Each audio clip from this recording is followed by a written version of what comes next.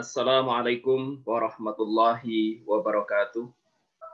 Innal hamdalillah nahmaduhu wa nasta'inuhu wa nastaghfiruhu wa na'udzu billahi min sururi anfusina wa min sayyiati a'malina may yahdihillahu fala mudhillalah wa may yudlilhu fala hadiyalah. Asyhadu alla ilaha illallah wa asyhadu anna Muhammadar Rasulullah. Allahumma shalli ala Muhammad wa ala ali Muhammad amma ba'du.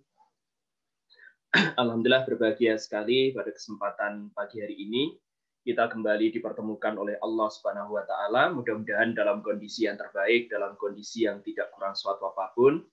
Keberkahan, rahmat dan hidayah Allah mudah-mudahan senantiasa menyertai kita sampai pada kesempatan pertemuan pagi hari ini. Mudah-mudahan kita masih dianugerahi oleh Allah berupa kenikmatan Islam dan kenikmatan iman. Mudah-mudahan dengan kedua kenikmatan ini, yaitu berupa kenikmatan Islam dan iman, kehidupan kita senantiasa terarah, kehidupan kita akan mendapatkan bimbingan yang terbaik. Mudah-mudahan dengan kedua kenikmatan ini, kita bisa membentuk ketakwaan dalam diri kita, dan dengan ketakwaan itu, kita bisa memperoleh kedudukan yang mulia di sisi Allah Subhanahu wa Ta'ala. Yang kedua, salam serta salawat semoga tetap terlimpah pada junjungan kita, Nabiullah Muhammad SAW. Mudah-mudahan keteladanan yang berasal dari Rasulullah sampai hari ini masih menjadi bagian dari kesadaran hidup kita. Keteladanan itu menjadi bagian yang senantiasa menginspirasi perjalanan kehidupan kita. Sehingga kehidupan kita pun tidak pernah lepas dari keteladanan-keteladanan itu, dan pada giliran selanjutnya bisa melahirkan keteladanan-keteladanan yang serupa. Hari ini kita akan melanjutkan perkuliahan kita. Kalau pada pertemuan yang sebelumnya kita sudah membicarakan tentang persoalan adab. Dalam persoalan yang berkaitan dengan adab itu, kita sudah membicarakan bahwa adab ini memiliki urgensi yang sangat penting. Jadi sangat urgent bagi seorang muslim. Karena bagaimanapun konsep Islam itu memiliki landasan yang berupa adab. Dalam persoalan yang berkaitan dengan akidah, maka di dalamnya ada kaitannya dengan adab. Ketika kita membicarakan persoalan yang berkaitan dengan amaliyah, yang di dalamnya terdiri dari ibadah dan muamalah, maka di dalam keduanya pun adab ini tidak bisa dilepaskan sama sekali. Demikian juga ketika kita membicarakan tentang konsep akhlak, maka akhlak itu merupakan bagian dari adab. Karena itu, maka dalam menjalani kehidupan sebagai seorang muslim, dalam melakukan tindakan apapun, amaliyah apapun, termasuk dalam proses mencari ilmu, adab ini tidak bisa kita lepaskan dari kehidupan kita. Adab ini tidak boleh terpisah dari sikap dan perilaku kita. Jadi hal ini tidak boleh kita nafikan begitu saja. Karena itu, maka seorang muslim itu mestinya menjadi pribadi yang beradab. Karena dia menjalani kehidupan sejak dia dilahirkan sampai mengalami kematian, mestinya selalu mendapatkan bimbingan-bimbingan yang di dalamnya adab itu dikembangkan sedemikian rupa. Dalam proses pendidikan misalnya, seorang muslim mestinya dia sejak awal sudah memperoleh didikan bahwa adab itu akan senantiasa membersamai kehidupannya. Rasulullah SAW dalam salah satu ungkapan beliau, dalam salah satu hadis pernah mengungkapkan, adabani Rabbi fa ahsana ta'dibi. Jadi Allah itu mendidikku, maka aku dengan demikian mendapatkan pendidikan yang terbaik. Kata yang digunakan di dalamnya itu adalah kata yang dihubungkan dengan persoalan adab atau ta'dib. Jadi Rasulullah hakikatnya sedang mengatakan, Allah sudah mendidikku dengan adab, atau Allah memberadabkanku. Karena itu aku memperoleh, karena itu maka aku menjadi pribadi yang paling beradab. Jadi aku menjadi pribadi yang terdidik dalam hal ini, maknanya adalah adab. Karena itu maka proses pendidikan yang diberikan kepada seorang muslim, mestinya tidak boleh dilepaskan dari persoalan-persoalan yang berkaitan dengan adab ini. Maka tidak heran gitu ya. Jadi para sarjana muslim di masa lampau, para ulama klasik itu selalu menekankan adab dalam setiap pembelajaran. Bahkan mereka senantiasa berusaha agar adab itu ada dalam setiap proses pembelajaran mereka. adab itu harus didahulukan sebelum ilmu. Karena khawatirnya ketika orang-orang itu menguasai ilmu, sementara adab itu belum diserap secara baik dalam diri mereka, justru ilmu itu bisa membahayakan bagi lingkungan yang ada di sekitarnya. Karena itu, maka orang yang berilmu itu harus selesai persoalan adabnya terlebih dahulu. Bisa kita bayangkan gitu ya. Jadi ada orang yang kemudian belajar satu ilmu tertentu, misalnya statistik. Tetapi dia tidak memiliki adab. Maka bisa jadi ilmu itu nanti akan digunakan untuk memanipulasi data. Digunakan untuk melakukan kecurangan-kecurangan dan seterusnya. Jadi ilmu itu menjadi tidak bermanfaat ketika adab itu tidak ada dalam diri manusia. Karena itu salah satu hal yang kemudian membuat ilmu itu bermanfaat adalah keberadaan adab. Jadi adab ini menyebabkan ilmu ini bermanfaat. Bukan sekedar bermanfaat di dunia, tetapi ilmu itu juga akan memberikan manfaat bagi kehidupan di akhirat. Man arada dunya fa'alaihi bil ilmi, wa man aradal akhirata fa'alaihi bil ilmi, wa man aradahuma fa'alaihi bil ilmi. Jadi jika Anda menghendaki dunia, maka itu dengan ilmu. Jika Anda menghendaki akhirat, maka itu juga dengan ilmu. Kalau Anda menghendaki keduanya, ingin bahagia di dunia dan akhirat, maka keduanya dengan ilmu. Nah, ilmu yang bisa membimbing manusia, bisa berbahagia di dunia sekaligus akhirat, itu adalah ilmu yang sejak awal sudah dilandasi dengan konsep adab. Jadi adab itu tidak boleh terpisah dari perjalanan kita untuk menuju Allah, terutama dalam bidang keilmuan.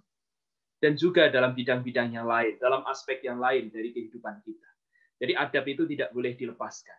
Nah, hari ini kita akan melanjutkan perkuliahan kita. Dalam pertemuan kita hari ini, kita akan bicarakan tentang esensi peradaban Islam. Jadi ini merupakan kelanjutan dari perkuliahan kita sebelumnya. Jadi kita akan bicarakan tentang esensi peradaban Islam. Kalau kita membicarakan tentang peradaban Islam, maka substansi yang paling mendasar yang ada pada peradaban Islam itu seharusnya adalah Islam. Jadi esensi peradaban Islam itu adalah Islam. Jadi esensi peradaban Islam itu adalah Islam. Dan esensi dari Islam itu adalah tauhid. Tauhid itu melandasi setiap gerak, sikap, atau keputusan yang mestinya dimiliki oleh seorang muslim. Karena bagaimanapun tauhid itu mendasari gitu ya, menjadi dasar bagi segala sesuatu yang ada pada konsep Islam. Ketika kita membicarakan tentang kebenaran, maka kebenaran yang paling awal itu bermula dari Allah. Maka satu-satunya sumber kebenaran itu berasal dari Allah. Ini adalah konsep tauhid dalam melihat kebenaran. Demikian juga ketika kita melihat kebaikan, ketika kita melihat model-model kehidupan yang lebih baik, maka segala sesuatunya, baik nilai maupun praksisnya, itu akan merujuk kepada kehadiran atau wujudnya Allah. Jadi konsep tauhid ini menjadi penting bagi Islam. Karena itu maka seorang muslim juga tidak boleh melupakan aspek-aspek yang berkaitan dengan tauhid ini. Jadi bagaimana kita mengesahkan Allah dan bagaimana kita mengimani sesuatu yang lain karena keberadaan Allah. Jadi karena keberadaan Allah. Nah, disinilah hari ini kita akan mencoba untuk membicarakan apa esensi peradaban Islam itu. Sebagaimana yang sudah saya kemukakan di awal, jadi peradaban Islam itu esensinya adalah Islam. Jadi peradaban Islam itu tidak akan ada kecuali di dalamnya ada Islam. Artinya Islam itu bukan sekedar menjadi sebuah nilai yang diyakini, tetapi Islam itu menjadi nilai yang diamalkan, bahkan Islam itu menjadi nilai yang dicita-citakan. Islam itu kemudian ditumbuhkan agar di masa yang akan datang itu juga mengalami perkembangan sedemikian rupa. Ini esensi peradaban Islam adalah Islam. Sementara esensi Islam itu terletak pada tauhid. Jadi intisari Islam yang sebenarnya itu adalah tauhid. Tauhid ini merupakan ajaran yang berasal dari para nabi sejak masa Nabi Adam sampai masa Nabi Muhammad. Bahkan tauhid ini sudah mendasari alam semesta sejak sebelum penciptaan manusia. Jadi segala sesuatu yang ada di alam semesta ini tercipta karena kekuasaan, karena kehendak yang dimiliki oleh Allah. Karena itu, maka alam semesta ini pada akhirnya akan kembali kepada Allah. Ada beberapa persoalan yang akan kita bicarakan dalam pertemuan kita hari ini. Yang pertama, kita akan bicarakan tentang Islam dari din kepada tamadun. Jadi dari agama kepada peradaban. Islam ini sebenarnya adalah sebuah agama yang sejak awal sudah memiliki potensi untuk menciptakan sebuah peradaban. Karena itu, maka lahirnya sebuah peradaban dari konsep yang berasal dari agama ini menjadi sebuah keniscayaan. Karena memang sejak awal, Islam itu memiliki potensi-potensi untuk melahirkan sebuah peradaban. Kalau kita menyebut agama Islam, jadi kita menyebut istilah agama Islam. Jadi kata agama yang kita gunakan di situ sebenarnya atau seharusnya itu merupakan terjemahan dari ungkapan din atau ad-din. Jadi ad-din. Jadi secara lengkap kita menyebut sebagai ad-dinul Islam. Ketika kita menggunakan ungkapan pengganti seperti agama untuk mewakili kata din, sebenarnya penggunaan kata agama itu tidak mewakili keseluruhan arti dari kata ad-din. Karena kata ad-din ini lebih luas cakupannya dibandingkan kata agama. Kalau kita membicarakan istilah agama, maka setidaknya kita akan menemukan dua makna berada di dalamnya. Yang pertama, kata agama itu artinya tidak kacau.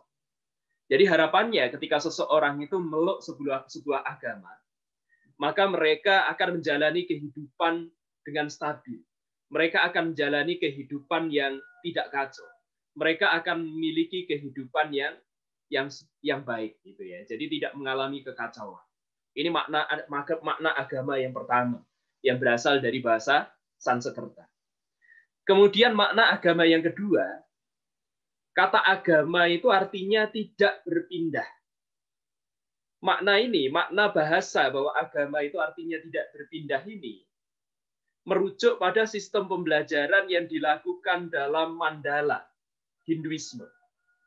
Jadi di masa lampau, orang-orang yang ingin belajar tentang Hinduisme atau mereka belajar dari Vedas, jadi dari Rigveda, Samaveda, Yasurveda, Atharvaveda, dan seterusnya, ketika mereka mempelajari itu, maka mereka tidak akan berpindah dari hadapan gurunya. Jadi gurunya ini adalah seorang resi, sampai sang resi itu menyelesaikan semua proses pembelajarannya. Jadi dia menyelesaikan materi yang disampaikan pada muridnya. Jadi murid-murid ini mereka tidak akan berpindah dari hadapan sang guru sebelum sang guru menyelesaikan ajarannya. Jadi ini makna agama yang kedua, yang artinya tidak berpindah. Jadi agama itu artinya tidak kacau, agama itu artinya tidak berpindah. Jadi ada dua makna di sini. Nah, makna dari agama ini tidak mewakili konsep ad-din. Karena itu maka kita akan mulai jadi membicarakan gitu ya, membicarakan apa yang dimaksud dengan din itu. Kemudian apa hubungannya dengan tamadun? Karena kata tamadun itu ternyata juga tersusun dari kata din. Jadi din yang kita maknai sebagai agama itu ternyata menyusun kata tamadun. Artinya kata peradaban atau tamadun ini, jadi peradaban yang ada dalam konsep Islam itu adalah peradaban yang tersusun dari agama. Maka peradaban Islam, maka mestinya, jadi agama atau ad-din ini sudah menyediakan unsur-unsur yang bisa digunakan untuk menyusun peradaban. Jadi ini luar biasa. Jadi Islam itu adalah ajaran yang sejak awal otentik, ajaran yang sejak awal sudah final. Karena sudah selesai begitu Rasulullah Shallallahu Alaihi Wasallam menyelesaikan misinya. Maka Islam ini sudah menjadi ajaran yang sempurna. Dan begitu Islam itu menjadi ajaran yang sudah disempurnakan, jadi menjadi ajaran yang disempurnakan, maka Islam itu sudah menyediakan konsep-konsep yang tepat untuk mendirikan sebuah peradaban. Karena peradaban itu bukan sekedar kebudayaan. Kebudayaan, puncak-puncak dari kebudayaan itulah peradaban. Dan Islam ternyata sudah menyediakan ini jauh-jauh hari. Perbedaannya antara peradaban yang lain dengan peradaban Islam. Kalau peradaban lain, unsur-unsur penyusun kebudayaannya, karena peradaban itu kan tersusun dari kebudayaan. Unsur-unsur penyusun kebudayaannya itu diciptakan oleh manusia, termasuk nilai-nilai dasarnya. kemudian sisi praksisnya, gitu ya, sisi praksisnya itu disediakan oleh manusia. Misalnya sistem keyakinan yang mereka miliki dalam ciptakan budaya adalah keyakinan yang timbul di antara manusia. Kita bicara tentang sistem teknologi, sistem kesenian, sistem pengetahuan, sistem kebahasaan, semua itu terjadi di antara manusia. Boleh dikatakan kebudayaan itu adalah sesuatu yang berasal dari hasil cipta rasa dan karsa manusia. Peradaban lain menggunakan kebudayaan yang tercipta di antara manusia itu sebagai dasarnya. Berbeda dengan konsep Islam, Islam sebagai sebuah peradaban tidak menggunakan nilai-nilai dasar yang diciptakan oleh manusia untuk membangun peradabannya. Akan tetapi, nilai-nilai dasar yang digunakan itu berasal dari konsep-konsep yang ada dalam ad-din, yang ada dalam agama. Karena itu, jadi dalam wilayah yang bersifat teoritis, peradaban Islam itu tersusun berdasarkan nilai-nilai dan norma yang berasal dari agama. Demikian juga spiritnya, dan seterusnya. Meskipun nanti dalam upaya untuk menegakkan sebuah peradaban, secara praksis di situ seorang Muslim dibutuhkan tindakan-tindakan mereka atau perbuatan-perbuatan mereka. Tapi perbuatan mereka ini adalah perbuatan yang lagi-lagi dikawal atau didasari oleh nilai-nilai Islam. Nah, pada bagian yang pertama ini kita akan bicarakan bagaimana hubungan antara din dengan tamadun. Kemudian yang kedua, kita akan bicarakan tentang hakikat peradaban Islam. Jadi kita akan bicarakan tentang hakikat peradaban Islam. Seperti apa sejatinya peradaban Islam itu, yaitu peradaban yang dibangun didasarkan atas ad-din ini, atau tamadun yang dibangun di atas ad-din ini. Kemudian bagian yang ketiga, kita nanti akan bicarakan tentang asas peradaban Islam. Jadi peradaban Islam itu dibangun didasarkan pada sendi apa saja. Kemudian bagian yang keempat, kita nanti akan bicarakan tentang elemen-elemen peradaban Islam. Dan yang terakhir, kita akan bicarakan tentang faktor-faktor peradaban Islam. Jadi faktor-faktor apa saja yang harus ada pada peradaban Islam, sehingga peradaban itu mampu bangkit dan berkembang. Dengan mempelajari 5 persoalan ini, maka kita berharap gitu ya. Jadi saudara-saudara semua nanti bisa menjelaskan esensi peradaban Islam yang sesungguhnya. Jadi bagaimana Islam itu kemudian menjadi motor penggerak, menjadi spirit yang tidak pernah habis-habisnya untuk mendorong atau memotivasi bangkitnya peradaban Islam. Karena bagaimanapun seorang Muslim itu ketika dia konsisten terhadap agamanya, maka akan menjadi sebuah keniscayaan, akan menjadi sebuah kepastian bahwa dirinya merupakan bagian dari upaya untuk menegakkan peradaban Islam. Jadi diharapkan Anda nanti bisa memahami esensi peradaban Islam ini dengan baik. Oke, mari kita mulai perkuliahan kita hari ini, agar barokah Allah turun kepada kita, dan mudah-mudahan kita senantiasa berada dalam perlindungannya, kita senantiasa mendapatkan bimbingan yang terbaik dari Allah Subhanahu wa Ta'ala. Mari kita mulai perkuliahan kita hari ini dalam hati kita masing-masing dengan membaca basmalah. Bismillahirrahmanirrahim. Mudah-mudahan dengan bacaan basmalah tadi, Allah Subhanahu wa Ta'ala akan senantiasa memberikan perlindungan pada kita. Kita akan mendapatkan cahayanya, dan apapun yang kita pelajari hari ini, mudah-mudahan bisa memberikan keberkahan dan manfaat bagi kehidupan kita, dunia dan sekaligus akhirat. Pertama, kita akan bicarakan Islam sebagai sebuah ad-din, atau sebagai sebuah religion. Istilah din, yang berasal dari akar kata yang terdiri dari huruf dal, ya, dan nun, dalam bahasa Arab memiliki banyak pemaknaan. Jadi, kata-kata dalam bahasa Arab, meskipun memiliki arti yang berbeda, ketika kata-kata itu tersusun dari huruf yang sama, biasanya memiliki hubungan makna. Misalnya, dalam pertemuan awal terdahulu, saya sudah sempat membahas di hadapan saudara-saudara, bahwa kata ilmu itu berhubungan secara langsung dengan keberadaan Allah. Demikian juga kata akhlak itu juga berhubungan secara langsung dengan Allah. Dari mana hubungan itu bisa kita lihat? Yang pertama, ketika kita membicarakan kata ilmu misalnya. Jadi Allah itu memiliki salah satu nama dari 99 nama. Nama itu adalah Al-Alim. Jadi Allah itu adalah Al-Alim. Maknanya Allah itu maha mengetahui. Maknanya Allah itu maha memiliki ilmu. Jadi di situ Allah memiliki ilmu. Dan ilmunya itu tidak bisa karena di situ ada alif lam gitu ya, alif lam ma'rifah. Al-ilm gitu ya. Al-alim gitu ya. Maka di situ ilmu yang dimiliki oleh Allah itu tidak bisa ditandingi oleh segala sesuatu yang ada di sekitarnya, termasuk yang berasal dari makhluknya. Allah yang memiliki ilmu ini, Allah yang maha mengetahui ini, atau Al-Alim ini, kemudian menciptakan sesuatu dengan ilmunya. Jadi ilmunya Allah itu kemudian ditanamkan kepada ciptaannya. Di situ kemudian muncul hukum-hukum yang seringkali kita sebut sebagai sunatullah.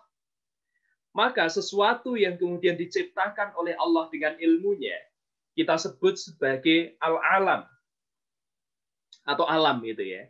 Karena itu maka mestinya ketika kita belajar tentang alam, maka yang harus kita ingat itu adalah al-alim. Jadi ketika kita belajar tentang alam, mestinya kedekatan kita kepada Allah yang maha mengetahui itu semakin terbentuk. Kenapa ketika kita belajar alam melalui ilmu biologi misalnya, atau ketika kita belajar ilmu kimia, atau ketika kita belajar ilmu fisika, justru ketakwaan kita tidak terbentuk. Karena memang sejak awal yang kita pelajari dari ketiga ilmu itu, kita menggunakan cara pandang sekuler. Padahal seharusnya tidak. Karena al-alam itu menjadi maujud gitu ya, menjadi ada wujudnya. Itu karena keberadaan al-alim. Karena itu maka alam tidak boleh dipisahkan dari al-alim. Seorang muslim yang kemudian belajar dari alam, dia meneliti alam itu sedemikian rupa, dia berusaha untuk mengungkap misteri-misteri yang ada di dalamnya. Dia kemudian belajar mekanisme-mekanisme yang ada di alam yang kita sebut sebagai sunatullah itu. Maka mestinya ketika dia kemudian memperoleh teori-teori baru, dia memperoleh ilmu dari proses pembelajarannya terhadap ayat kauniyah ini, maka mestinya dia menjadi pribadi yang paling beriman kepada Allah. Ketika dia belajar dari alam, maka manusia ini mendapatkan ilmu. Dengan ilmu itulah maka manusia berhubungan dengan Allah. Jadi dengan ilmu itu maka manusia berhubungan dengan Allah. Jadi di sini kita melihat ada segitiga. Jadi Allah adalah Al-Alim, Allah kemudian menciptakan alam, alam itu untuk berhubungan dengan Allah menggunakan ilmu. Manusia itu adalah salah satu bagian dari alam. Karena yang dimaksud dengan alam itu adalah kullu ma siwallah. Jadi yang dimaksud dengan alam itu adalah segala sesuatu yang selain Allah. Jadi pengertian alam itu bukan sekedar sebagaimana yang kita maknai dalam kehidupan kita. Jadi ketika kita melihat gunung, ketika kita melihat lautan, ketika kita melihat daratan, melihat hutan, melihat binatang-binatang, bukan sekedar itu.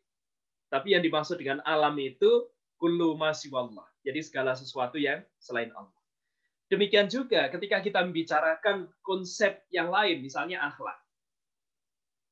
Maka Allah itu adalah Al-Khaliq. Jadi kata Al-Khaliq itu huruf dasar yang digunakan adalah kha, lam, dan qaf. Maka apa yang diciptakan oleh Allah itu kemudian disebut sebagai makhluk. Allah adalah Al-Khaliq, maknanya adalah Maha Pencipta atau Sang Pencipta. Apa yang diciptakan oleh Allah disebut sebagai makhluk, artinya sesuatu yang diciptakan. Makhluk ini juga memiliki huruf dasar. Jadi huruf dasarnya adalah kha, lam, dan qaf. Sama begitu ya. Meskipun di sini kita melihat maknanya agak sedikit berbeda. Nah, makhluk ini untuk berhubungan dengan Allah juga menggunakan akhlak. Jadi makhluk ini untuk bisa berhubungan dengan Allah menggunakan akhlak. Manusia adalah salah satu dari makhluk ini. Karena itu, maka karena dia dibekali dengan akal, dibekali dengan berbagai kelengkapan yang lebih sempurna, maka mestinya dia bisa lebih berakhlak di hadapan Allah. Jadi manusia berhubungan dengan Allah dengan akhlak. Jadi Allah adalah Al-Khaliq, menciptakan makhluk, makhluk untuk berhubungan dengan Allah menggunakan akhlak. Demikian juga kata din. Jadi kata din ini tersusun dari huruf dal, ya, dan nun. Maka kata-kata yang tersusun dari huruf yang sama itu biasanya memiliki hubungan pengertian. Meskipun nanti secara makna bisa saja berbeda. Jadi kata din berasal dari kata dal, ya, dan nun. Dalam bahasa Arab memiliki banyak pemaknaan. Makna utama dari kata din itu bisa disimpulkan menjadi 4 makna. Yang pertama adalah keadaan berhutang. Ini makna secara kebahasaan gitu ya. Yang pertama adalah keadaan berhutang. Nanti akan kita jelaskan satu persatu. Keadaan berhutang ini menunjukkan kepada kita, jadi keadaan berhutang yang dimaksud, ini menunjukkan kepada kita bahwa manusia itu hakikatnya dia selalu berada dalam keberhutangan.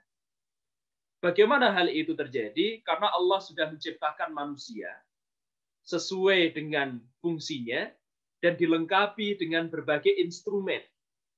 Instrumen itu berupa jasmani, rohani, dan akalnya. Karena itu, maka manusia itu memiliki keberhutangan kepada penciptanya. Keberhutangan itu mestinya melahirkan kewajiban dalam dirinya. Karena manusia diciptakan oleh Allah, maka lahir kewajiban dari dalam diri mereka. Kewajiban itu berupa kewajiban untuk melakukan penyembahan kepada penciptanya. Meskipun demikian, ketika manusia melakukan pengabdian kepada penciptanya, hakikatnya keberhutangan itu tidak akan pernah selesai.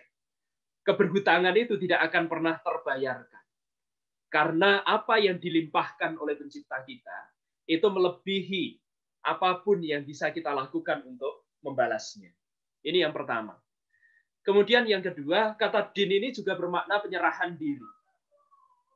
Jadi manusia itu hakikatnya gitu ya, karena dia adalah seorang hamba, maka dia harus menyerahkan diri kepada Tuannya. Jadi hakikatnya tidak ada manusia itu yang benar-benar bebas.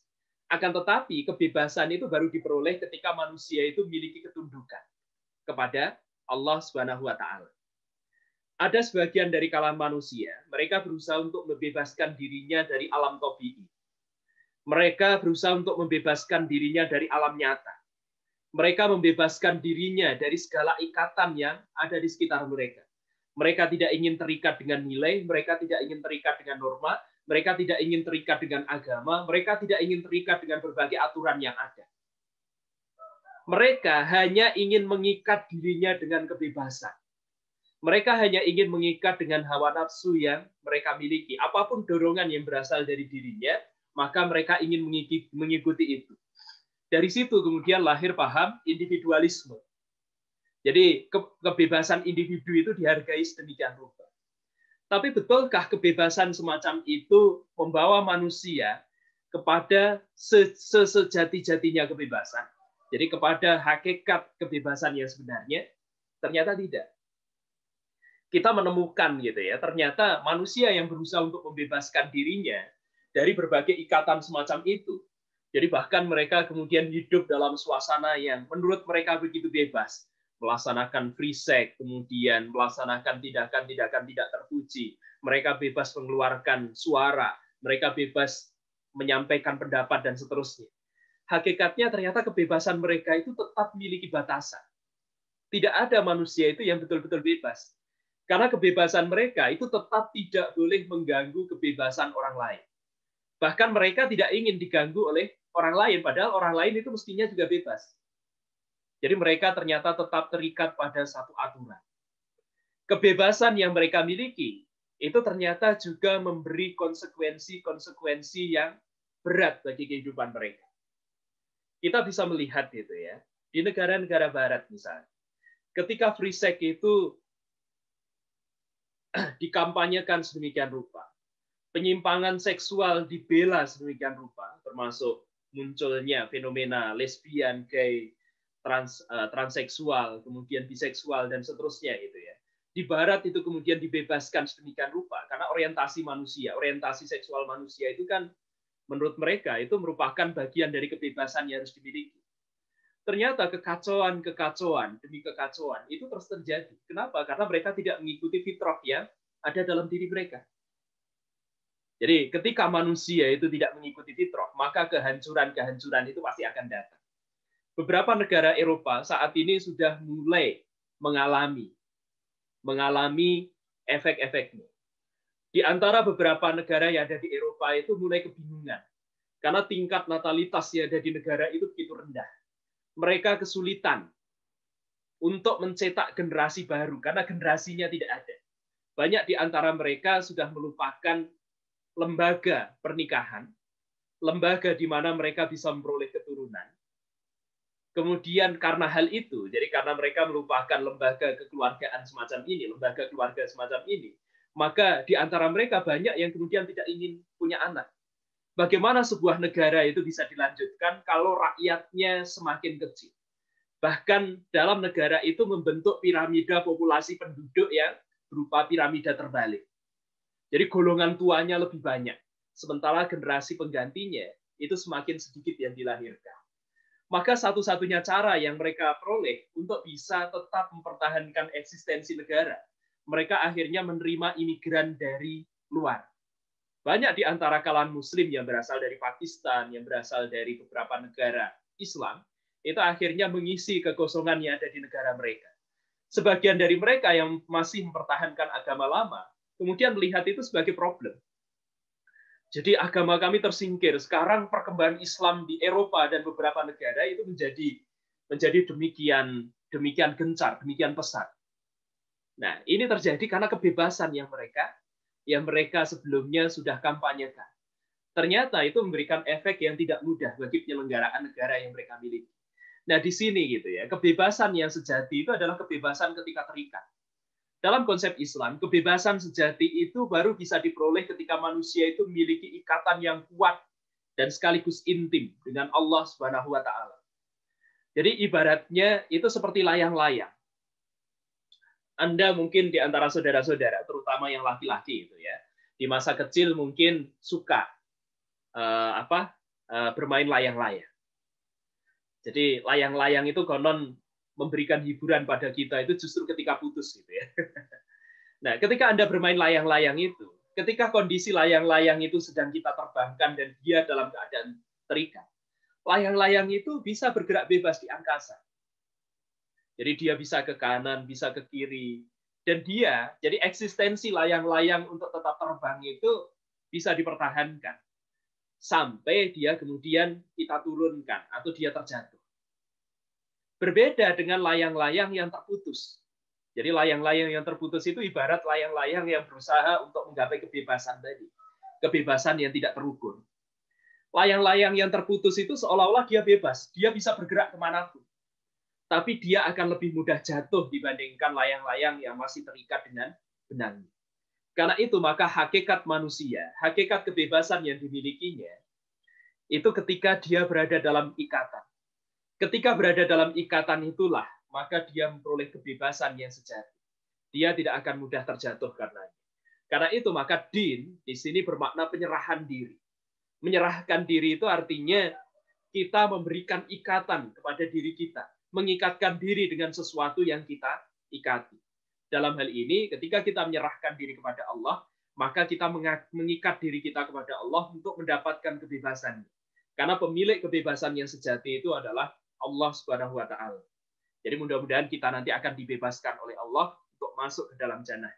Dan itulah kebebasan hakiki yang ingin kita peroleh. Kemudian yang ketiga, kata din itu bermakna kuasa peradilan. Jadi kuasa peradilan, ketika kita membicarakan tentang sesuatu yang bersifat adil, maka di situ akan melahirkan konsep tentang aturan. Di situ akan melahirkan konsep tentang hukum. Di situ juga akan bicarakan tentang penyelenggaraan hukum, aparat hukum, dan hal-hal yang terkait. Jadi kata din itu sendiri ternyata sudah menyediakan makna tentang ini. Kalau kata din itu kita hubungkan dengan Islam, maka dalam Islam itu mestinya juga ada hukum-hukum yang berkaitan dengan Islam, berkaitan dengan manusia. Jadi Islam itu memiliki aturan. Islam itu ada hukumnya. Dalam Islam itu mestinya juga bisa digunakan untuk penyelenggaraan hukum. Kalau di Indonesia, penyelenggaraan hukum Islam itu baru diterapkan pada hukum keluarga. Jadi salah satunya melalui pernikahan. Jadi belum diselenggarakan dalam bidang-bidang yang lain. Padahal Islam itu juga menyediakan hukum bagi pidana. juga menyediakan hukum bagi perdata atau jenis-jenis yang lain. Jadi selama ini baru diselenggarakan dalam hukum keluarga, terutama berkaitan dengan nikah, cerai, dan seterusnya. Jadi ini kuasa peradilan. Artinya, jadi sebagai sebuah agama yang lengkap, Islam itu sebenarnya mengatur berbagai aspek kehidupan, mulai dari bidang ekonomi, kemudian politik, pertahanan keamanan, kebudayaan, sosial, dan seterusnya. Kemudian yang keempat berkaitan dengan kecenderungan alami. Jadi din itu berkaitan dengan kecenderungan alami. Jadi manusia itu diciptakan memiliki kecenderungan alami tertentu. Nah, ad-dinul Islam itu berusaha menjaga agar kecenderungan alami itu tetap ada pada diri manusia. Kecenderungan alami atau kondisi semula jadi ini tidak berubah dari dalam diri manusia. Kecenderungan alami itu seperti apa? Jadi misalnya gitu ya. Dalam salah satu hadis Rasulullah Shallallahu Alaihi Wasallam pernah mengungkapkan, kullu mauludin yuladu alal fitrah. Kullu mauludin yuladu alal fitrah. Fa'abawahu yuhawidanihi, au yunasironihi, au yumajisanihi. Setiap yang dilahirkan, maka dia dilahirkan dalam kondisi fitrah. Orang tuanya lah yang menjadikan dia Nasrani, menjadikan dia Yahudi, atau menjadikan dia Majusi. Nah, kata fitrah di sini, ini sebenarnya bermakna kecenderungan alami. Ada sebagian dari ulama kita, itu yang maknai kata fitrah itu artinya dia bersih dari dosa. Jadi fitrah itu artinya ketika seseorang, dia dilahirkan dari rahim ibunya, maka dia itu lahir dalam keadaan tidak membawa dosa. Jadi benar-benar suci. Makna ini sebenarnya berusaha untuk membantah beberapa ajaran yang sempat berkembang pada masa sebelum Islam. Ajaran ini adalah ajaran yang menyimpang, yang menganggap manusia itu lahir dalam kondisi membawa dosa.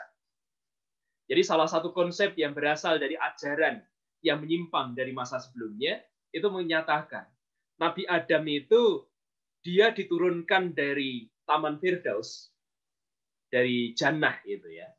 Karena dia melakukan pelanggaran dengan memakan buah pohon pengetahuan. Atau dalam Al-Quran ini tipuan iblis. Iblis kemudian menamakan buah itu sebagai buah khuldi, buah kekekalan. Karena memakan itu, maka Adam dianggap jatuh ke dalam dosa. Dosa itu kemudian membawa dirinya dan istrinya, itu kemudian diturunkan ke bumi.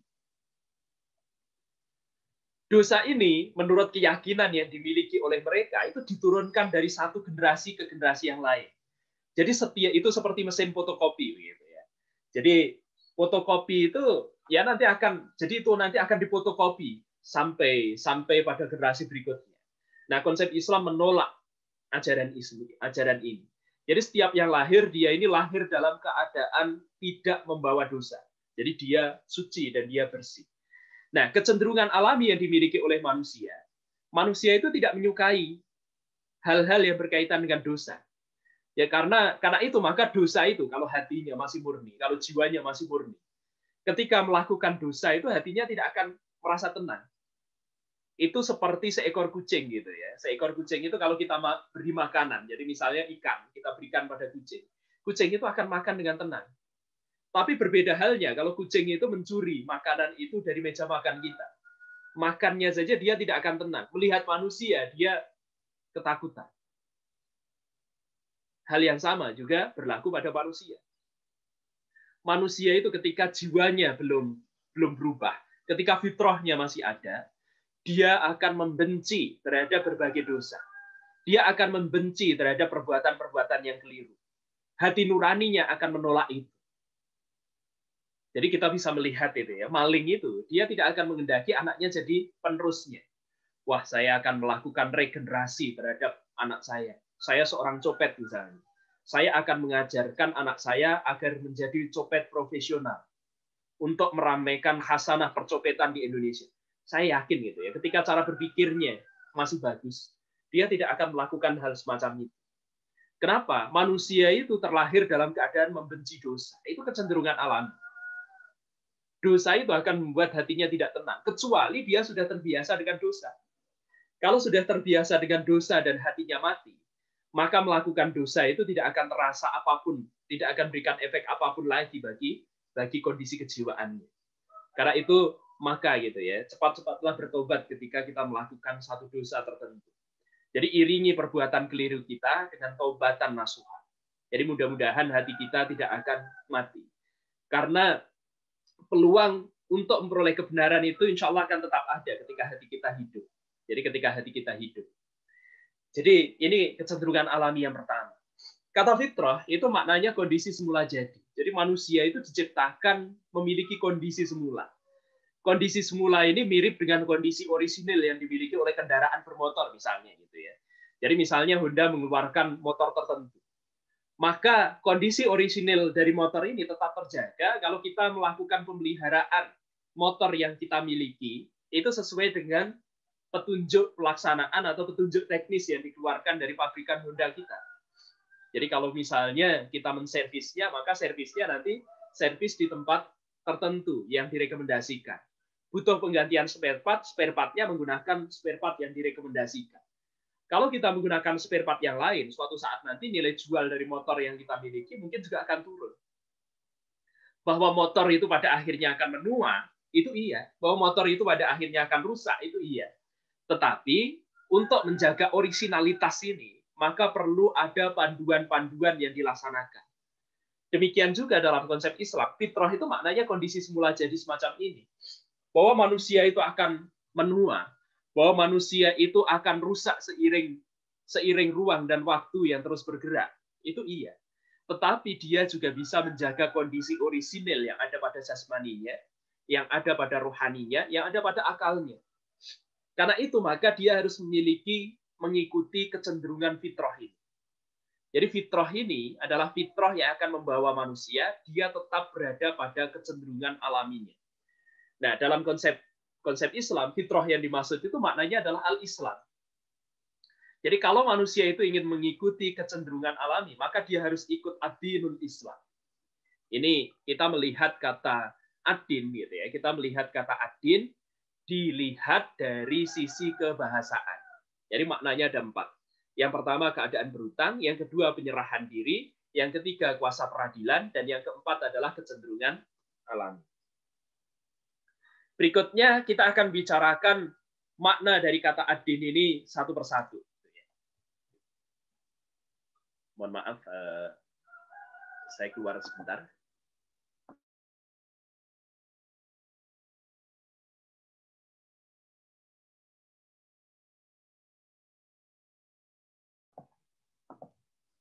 Ya, saya lanjutkan. Makna yang pertama, yang tadi kita bicarakan, jadi berkaitan dengan kata ad-din itu adalah keberhutangan. Jadi keberhutangan. Keberhutangan, kata kerja dana. Jadi dal alif dan nun itu ya. Jadi ini sama dengan dal ya dan nun. Jadi kata kerja dana yang berasal dari kata din. Jadi kata din itu nanti bisa melahirkan kata dana. Itu bermakna keadaan berhutang. Jadi kata dana itu artinya keadaan berhutang. Ini sudah diserap dalam bahasa kita. Jadi kalau kita membicarakan dana itu ya memiliki hubungan dengan uang gitu ya. Nah, jadi kata din itu kemudian melahirkan kata dana yang maknanya keadaan berhutang. Seseorang yang berada dalam keadaan berhutang, maka mestinya dia tunduk dan patuh. Karena dia berada dalam keadaan berserah. Dia taat kepada aturan yang dibuat ketika dia melakukan proses berhutang. Jadi seorang yang berhutang atau dain, itu mestinya dia menundukkan dirinya, yaitu berada dalam kondisi berserah dan taat kepada hukum dan aturan dalam berhutang. Jadi nanti saya akan mengembalikan tanggal berapa. Mestinya dia akan mengembalikan sesuai dengan waktu jatuh temponya. Meskipun kalau dalam anekdot itu kita sering menemukan itu. Ya, ketika dia datang untuk berhutang, dia menunjukkan wajah yang memelas. Suaranya begitu direndahkan, menghibah. Kemudian dia menunjukkan kesulitan-kesulitan hidupnya yang membuat kita tergerak hati untuk mengeluarkan sebagian harta kita. Tetapi begitu dia kemudian sudah mendapatkan hutang itu dan jatuh tempo, ternyata air mukanya berubah. Dia tidak lagi terlihat menundukkan diri, tetapi justru dia menjadi pihak yang lebih galak dibandingkan kita. Seolah-olah kita yang justru berhutang pada dirinya. Ini sekedar anekdot saja begitu ya. Tapi seharusnya, jadi yang kita bicarakan ini kan kondisi ideal. Jadi orang yang berhutang itu harusnya ketemu dengan orang yang dihutangi saja. Kalau sudah jatuh tempo harusnya bayar. Itu tidak akan, mestinya dia akan malu. Oh, saya belum melakukan kewajiban saya. Mau ketemu saja nggak jadi. Jadi didatangi rumahnya berusaha untuk melarikan diri. Pura-pura rumahnya kosong dan seterusnya. Kenapa? Karena seorang yang berada dalam kondisi berhutang, itu mestinya dia tunduk dalam keadaan berserah, taat kepada hukum atau aturan dalam berhutang. Dalam keadaan tertentu, juga terhadap pemberi hutang yang dipanggil sebagai dain. Jadi pada pemberi hutang yang dipanggil sebagai dain. Pengertian ini juga membawa maksud bahwa seseorang yang berada dalam kondisi berhutang berarti memiliki sebuah kewajiban atau dain. Jadi memiliki sebuah kewajiban. Dia punya kewajiban. Kondisi tersebut, yakni dalam keadaan berhutang, maka secara nyata itu berkaitan dengan suatu penghakiman atau suatu dainunah. Jadi orang yang melakukan berhutang, ketika dia melakukan transaksi kepada pihak yang dihutangi, maka mestinya dalam transaksi itu dibicarakan apa yang kemudian menjadi hak dari pemberi hutang, apa yang kemudian menjadi kewajiban dari pihak yang berhutang.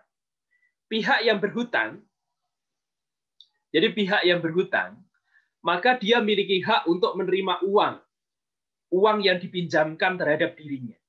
Tapi dia punya kewajiban untuk membayar hutang itu sesuai dengan tempo yang sudah disepakati bersama. Dia juga harus sepakat ketika di situ diberikan sanksi tertentu ketika dia tidak melakukan kewajibannya dengan baik atau dia melakukan malprestasi. Jadi dia seharusnya sudah membayar prestasi gitu ya. Jadi dia melakukan prestasi. Dia seharusnya sudah membayar, jadi jatuh temponya hari ini ternyata belum membayar, maka sanksinya apa? Maka dia harus tunduk pada hal itu. Karena ini berkaitan dengan aturan yang ditetapkan. Aturan itu pasti memberikan konsekuensi. Jadi ada konsekuensi di belakangnya. Jadi manusia yang dalam kondisi berhutang secara tabii berkaitan dengan suatu penghakiman atau dainunah atau pemberian hukuman atau idanah. Jadi di sini kita melihat kondisi berhutang itu ternyata tidak sederhana. Jadi di situ ada pihak yang memberi hutang, ada pihak yang diberi hutang. Kemudian di dalamnya ada aturan. Aturan itu berkaitan dengan hukum. Berkaitan dengan pelaksanaan hukum. Jadi bagaimana pelaksanaan pembayarannya, bagaimana jika terjadi pelanggaran, dan seterusnya. Ini kondisi keberhutangan. Kemudian berikutnya, seluruh kata beserta makna yang tersebut dalam dain itu, jadi termasuk dain dan dainunah tadi. Jadi seluruh kata beserta makna yang tersebut dalam dain, yang berhutang atau pemberi hutangnya, atau kewajibannya yang disebut dain, kemudian penghakimannya atau dainunah, atau pemberian hukumannya atau sanksi gitu ya, atau idanah, itu merupakan satu kesepaduan sistem semantik. Jadi ini berkaitan dengan sistem kebahasaan. Anda yang berasal dari jurusan bahasa mestinya paham gitu ya. Jadi sistem semantik ini maknanya seperti apa. Jadi ini adalah kesepaduan sistem semantik yang muncul dari kata kerja dana yang dalam kehidupan nyata hanya dapat terjadi dalam sebuah masyarakat yang tersusun dan terlibat dalam kegiatan perdagangan yang disebut sebagai mudun. Jadi ini berhubungan dengan sesuatu yang lain. Jadi keberadaan dainunah, dan idanah itu hanya bisa wujud, itu hanya bisa berjalan. Proses ini hanya bisa terbentuk dalam satu masyarakat yang menjalankan perdagangan. Jadi aturan-aturannya, kemudian bagaimana pemberian sanksinya, itu hanya bisa muncul dalam masyarakat yang terlibat dalam kegiatan perdagangan. Jadi kata ad-din itu ternyata berhubungan dengan konsep ekonomi. Kata ad-din itu berkaitan dengan dainunah, berarti berhubungan dengan konsep hukum. Kata din itu berkaitan dengan idanah, itu berarti berkaitan dengan keadilan, penghakiman. Bahkan di sini kita melihat kata din itu berkaitan dengan kata mudun. Kata mudun itu bisa kita kaitkan dengan perekonomian atau al-madain. Jadi al-madain ini berkaitan dengan kota atau Madinah gitu ya. Madinah itu maknanya kota. Jadi al-madain. Artinya di sini kata ad-din itu secara langsung itu berhubungan dengan sistem yang bisa disediakan untuk sebuah masyarakat untuk mengatur dirinya dalam satu komunitas politik. Karena yang dibicarakan juga berkaitan dengan kota. Jadi bagaimana cara mengatur kota. Nah ini ternyata berkaitan dengan din. Yang memiliki, jadi sebuah kota atau sebuah Madinah atau sebuah al-madain, sebuah madain, itu memiliki seorang hakim, memiliki seorang penguasa atau pemerintah yang disebut sebagai daya. Nah di sini gitu ya kita melihat ternyata Islam itu berhubungan dengan persoalan politik.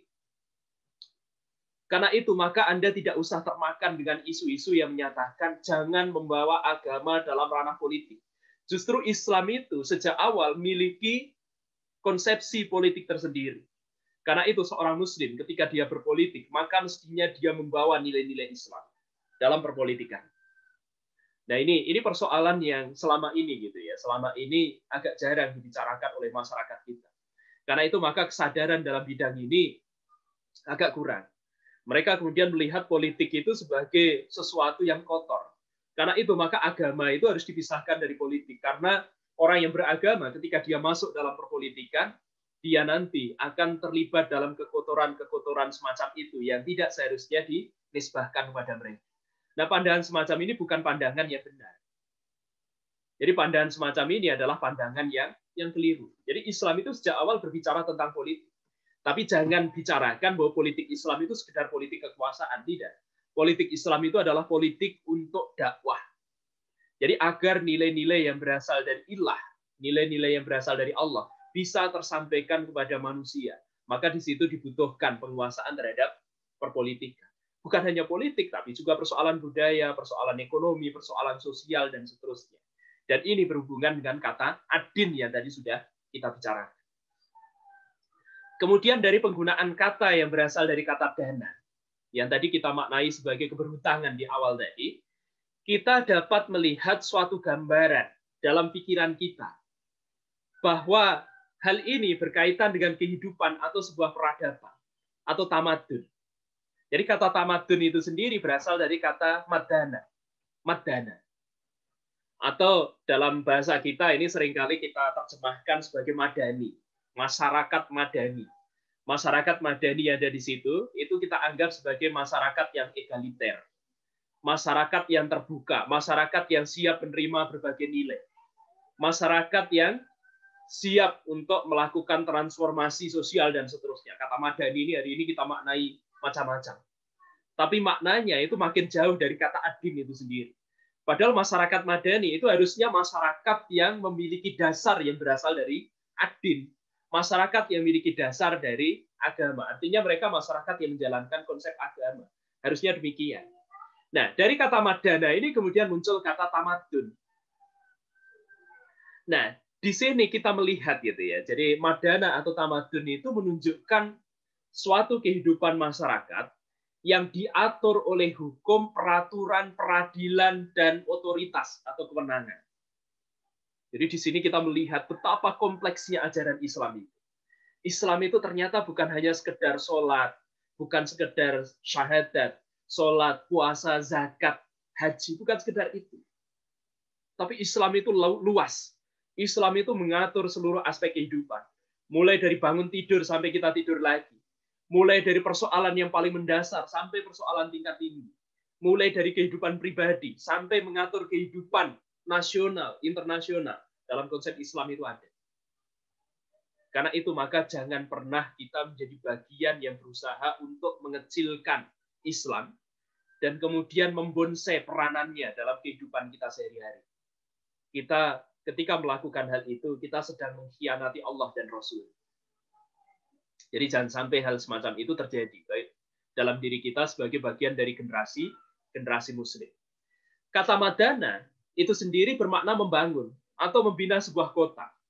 membangun peradaban, memurnikan, dan memanusiakan. Itu madani. Sedangkan kata tamadun itu bermakna peradaban, perbaikan dalam budaya dan sosial. Ini tamadun. Jadi kita melihat gitu ya, bahwa kata din, ad-dinul Islam, itu adalah pembentuk dari tamadun Islam. Karena itu maka peradaban Islam, esensinya adalah Islam itu sendiri. Jadi untuk bisa membentuk sebuah peradaban Islam, maka kita harus melaksanakan Islam secara baik. Maka dalam konsep Islam, itu tidak pernah ada pemisahan antara dunia dengan akhirat. Dalam menjalankan kehidupan beragama, kita juga tidak membedakan kehidupan kita itu dibatasi pada ruang privat dan publik. Di beberapa negara barat yang konon mereka memuja kebebasan, mereka berusaha untuk membebaskan dirinya, menganut liberalisme dalam kehidupan mereka. Mereka ternyata mencampakkan agama itu sekedar dalam ruang privat. Agama itu tidak boleh dibawa ke ruang publik. Karena begitu dibawa ke ruang publik akan mengganggu privasi dari orang lain, kata mereka. Karena itu di beberapa negara Eropa, di beberapa waktu yang lalu, pelarangan terhadap jilbab di kehidupan masyarakat umum itu terjadi.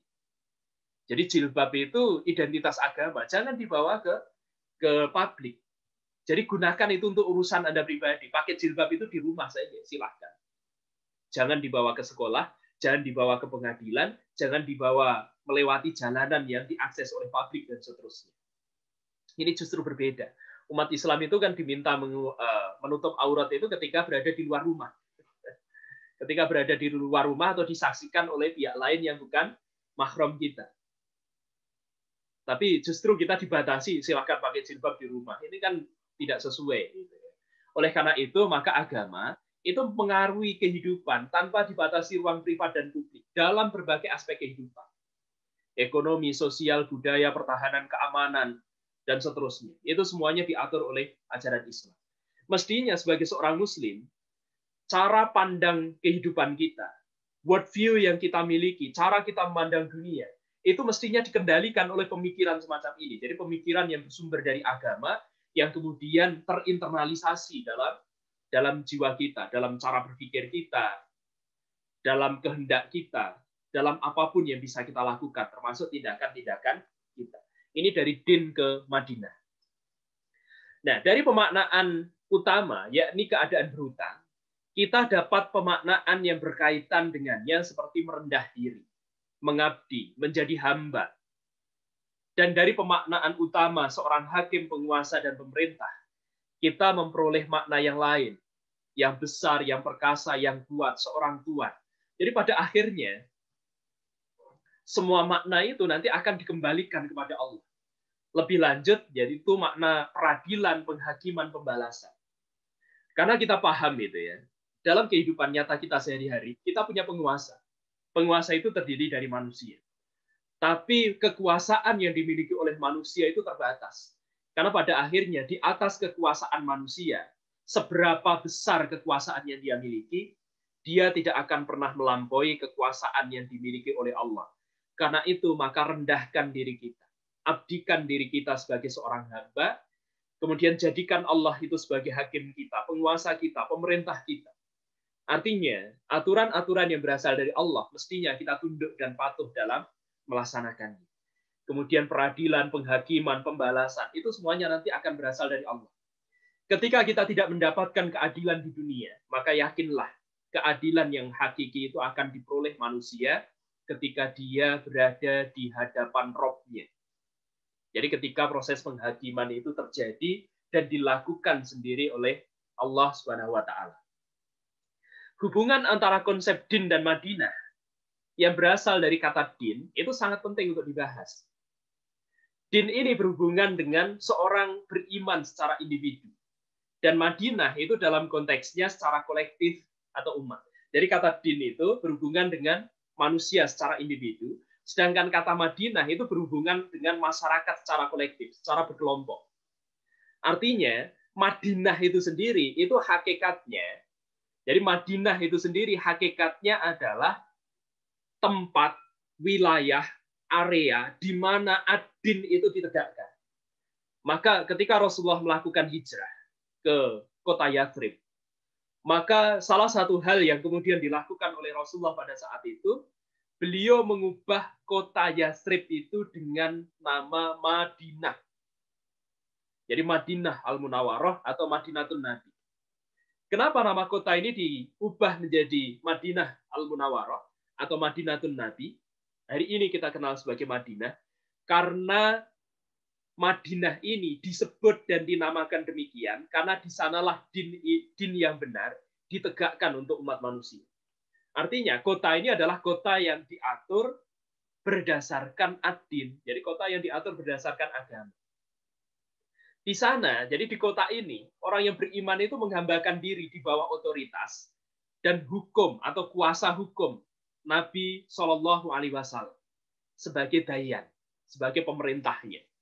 Jadi Rasulullah itu adalah penguasa politik, selain beliau sebagai penguasa keagamaan pada saat itu.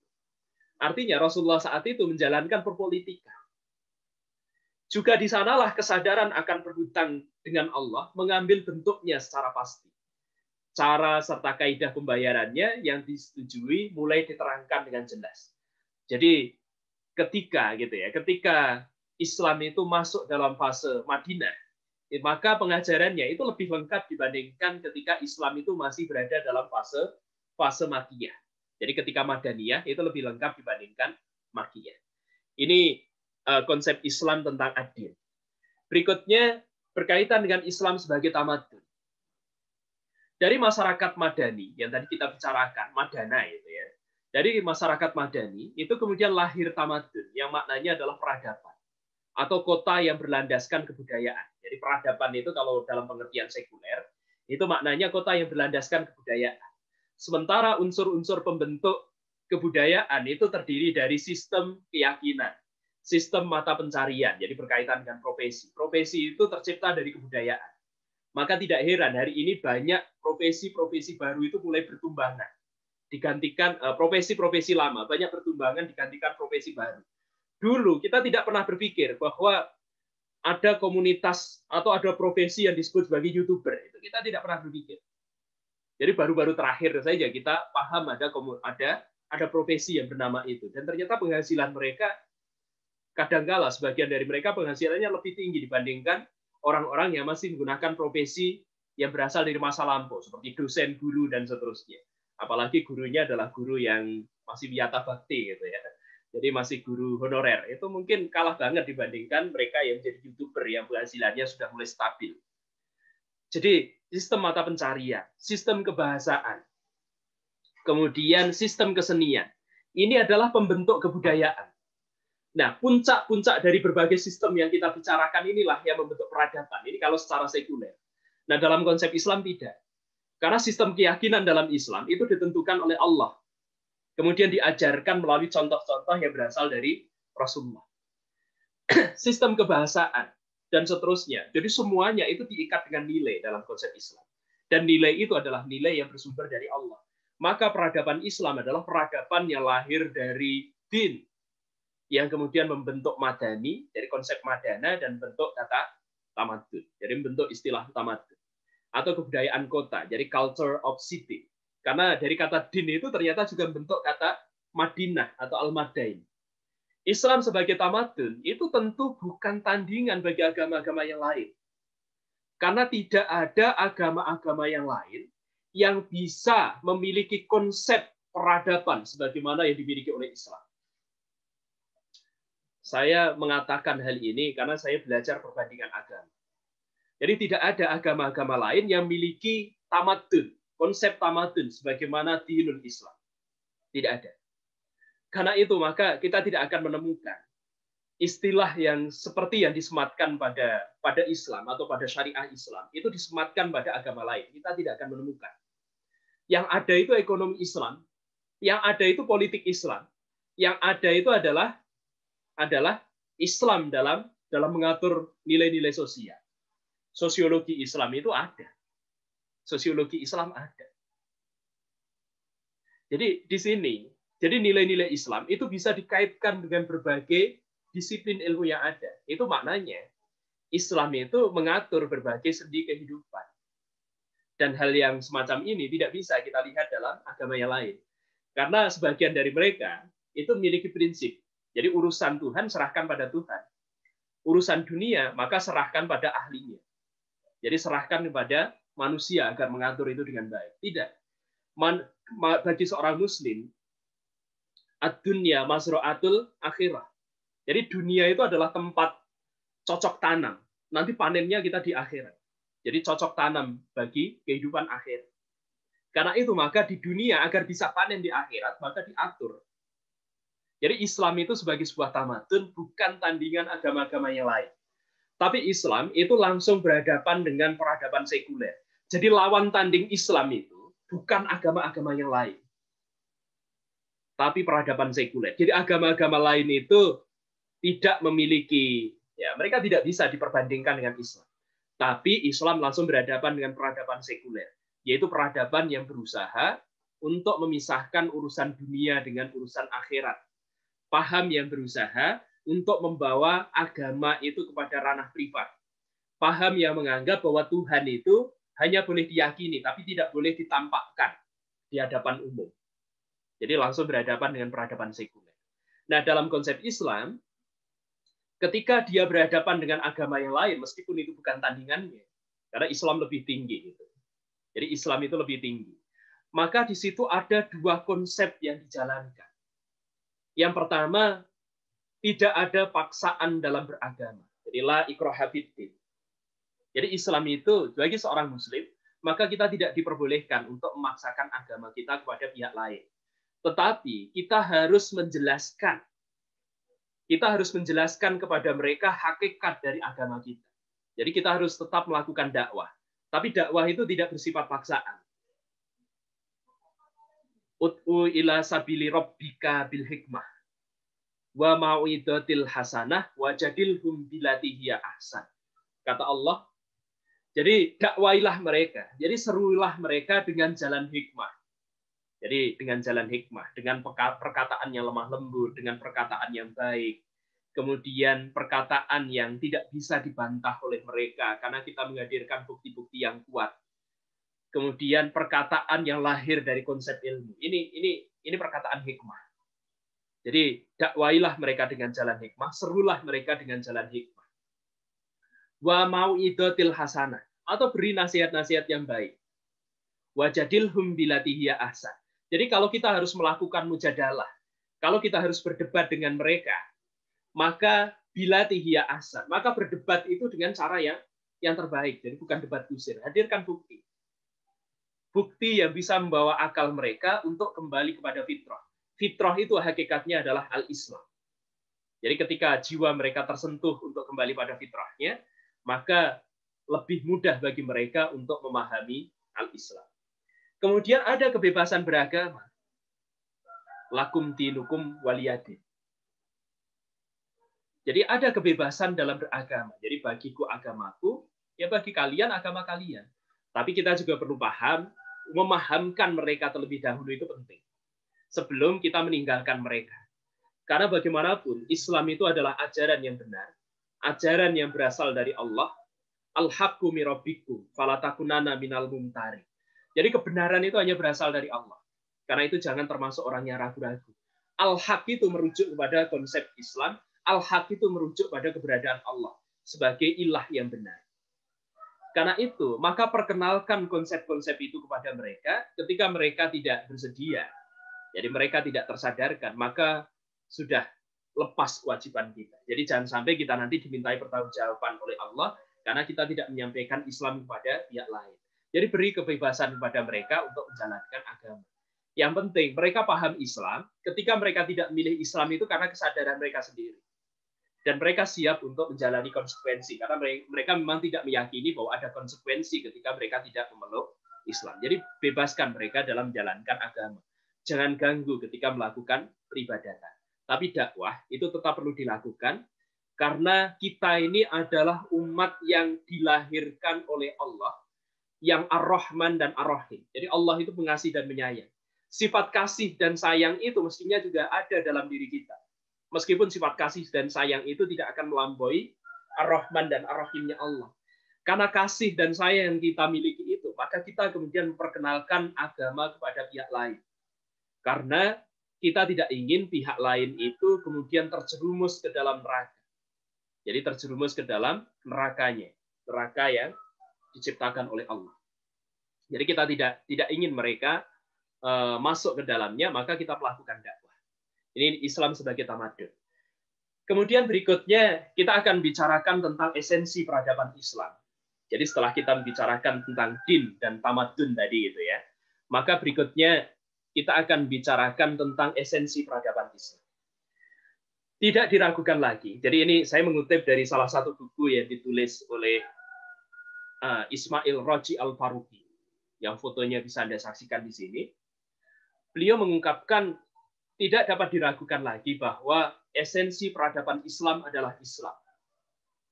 Esensi peradaban Islam adalah Islam. Dan esensi Islam adalah tauhid. Tauhid itu sendiri itu adalah tindakan untuk mengukuhkan keesaan Allah. Jadi bahwa Allah itu adalah the one. Allah yang the one itu maha pemberi, maha pengampun. Dia adalah ilah, dia adalah Rob. Dia adalah sumber dari segala sesuatu. Dan dia itu adalah segala sesuatu yang bersifat sejati. Jadi ketika ada orang yang bisa memberikan sesuatu pada pihak lain, Allah itu maha pemberi. Keluasan Allah dalam memberi itu tidak bisa dibandingkan dengan orang yang dermawan sekalipun. Allah itu ketika kita menyaksikan ada orang yang mampu menyayangi orang lain sedemikian rupa, maka Allah itu Ar-Rahman dan sekaligus Ar-Rahim. Sifat penyayang yang dimiliki oleh manusia tidak akan bisa dibandingkan dengan sifat penyayang yang dimiliki oleh Allah. Karena itu maka Allah itu mewakili segala sesuatu yang bersifat sejati. Dia adalah puncak dari segala sesuatu yang ada.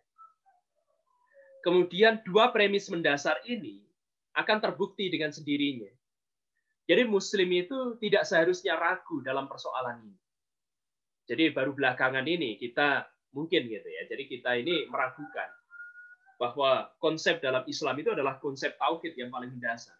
Kenapa? Karena ada banyak kalangan misionaris, orientalis atau penafsir Islam itu yang memperdebatkan hal ini untuk membuat umat Islam itu ragu. Umat Islam secara pasti yakin bahwa peradaban Islam itu memang memiliki esensi. Dan bahwa esensi itu akan dapat diketahui dan bisa dianalisis, dideskripsikan bahwa itu bersifat tauhid. Jadi esensi Islam itu adalah tauhid. Nah, ketika kita membicarakan tauhid, maka pertama kali untuk masuk dalam tauhid itu, saudara-saudara melakukan itu dengan membaca kalimat syahadat. Nah, kalimat syahadat itu sendiri, itu sebenarnya adalah pernyataan tauhid, terutama pada syahadat tauhid, syahadat yang pertama.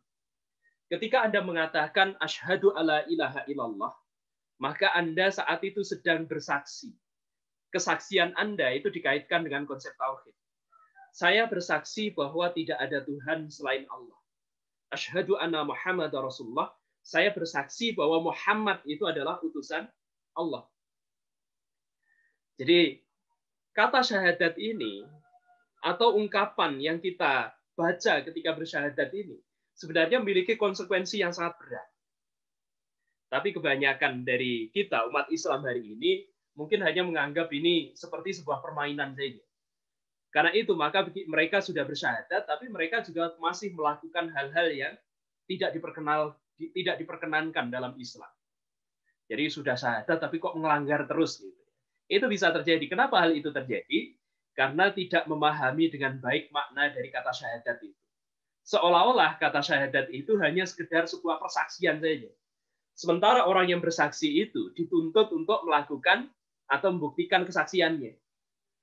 Ada orang yang bersaksi, tidak ada Tuhan selain Allah. Asyhadu alla ilaha illallah. Sampean berani bersaksi seperti itu, apa sudah pernah melihat Allah? Oh belum, saya belum pernah melihat Allah. Kalau belum melihat Allah, berarti kesaksian Anda itu palsu. Anda bersaksi tidak ada Tuhan selain Allah, tapi tidak pernah ketemu dengan Allah. Mungkin ada yang akan menyoal begitu ya. Ketika membaca asyhadu anna Muhammadar Rasulullah, berani benar Anda bersaksi bahwa tidak Nabi Muhammad utusan Allah. Sampai yang belum pernah ketemu Muhammad, belum pernah ketemu Nabi Muhammad, berani sekali Anda bersaksi begitu. Jadi saksi itu kan maknanya dia mengetahui peristiwa secara langsung. Tapi harus dipahami juga, ada saksi yang tidak harus melihat peristiwa secara langsung. Mereka bisa menjadi saksi karena memiliki ilmu yang berkaitan dengan peristiwa itu. Kalau dalam peradilan kita itu disebut sebagai saksi ahli. Ini harus dipahami ya. Kalau ada yang menyoal seperti itu, jawab seperti ini. Kenapa? Saksi ahli itu bukan orang yang melakukan atau bukan orang yang menyaksikan peristiwa. Dia tidak tahu situasi yang terjadi, yang dihadapkan di muka pengadilan itu seperti apa. Tapi dia paham ilmu yang berkaitan dengan itu. Karena itu maka pengadilan meminta dia untuk menjadi saksi ahli. Dan perlu dipahami, kata syahadat itu maknanya bukan sekedar berkaitan dengan kesaksian atau persaksian. Tapi syahadat itu setidaknya memiliki 3 makna yang lain. Dan 3 makna ini masing-masing memiliki konsekuensi. Maka tidak heran Abu Jahal, Abu Lahab, Abu Sufyan ketika dia mengingkari Islam pada masa-masa awal, mereka ini begitu tidak maunya bersyahadat. Padahal sosok seperti Abu Lahab misalnya, itu kalau dia ingin membuktikan, oh Islam itu salah, itu sebenarnya gampang saja Abu Lahab itu melakukan. Bagaimana caranya? Dia masuk Islam atau pura-pura masuk Islam, maka dengan sendirinya Islam itu akan terbukti tidak benar. Kenapa begitu? Karena dalam Al-Quran itu ada surat Al-Lahab yang menggambarkan tentang perilaku dirinya. Perilakunya ketika dia kafir itu ya kayak gitu ya. Surat Al-Lahab itu. Nah, kalau dia ingin buktikan Islam itu salah, dia tinggal pura-pura bersyahadat masuk Islam. Maka surat Al-Lahab itu akan membuktikan bahwa ajaran yang dibawa Nabi Muhammad itu keliru. Tapi ternyata Abu Lahab tidak berani melakukan itu. Kenapa? Karena Abu Lahab itu sadar betul bahwa syahadat itu memiliki konsekuensi yang sangat berat bagi dirinya. Ya, orang Arab itu paham. Kenapa mereka menjadi kafir? Karena tidak paham.